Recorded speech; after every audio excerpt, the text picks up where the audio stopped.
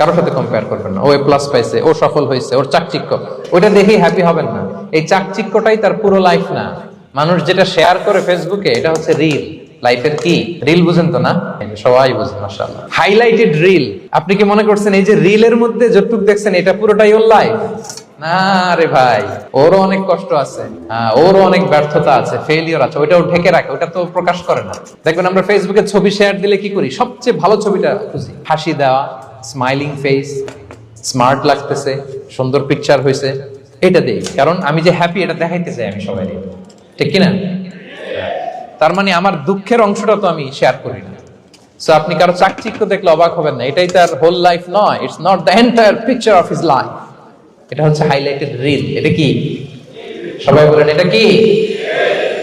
So কখনো compete করবেন না অন্যের সাথে। তাহলে কার সাথে কম্পিট করবেন? Compete with yourself. নিজের সাথে কম্পিট করুন, নিজের সাথে কম্পিট করুন। and try to be the better version of yourself in every single day. প্রতিদিন নিজেকে একটু একটু করে ডেভেলপ করার চেষ্টা করুন। and don't lose your confidence by comparing yourself with others. Dear brothers and sisters, কখনো নিজেকে অন্যের সাথে তুলনা করে আপনার কনফিডেন্স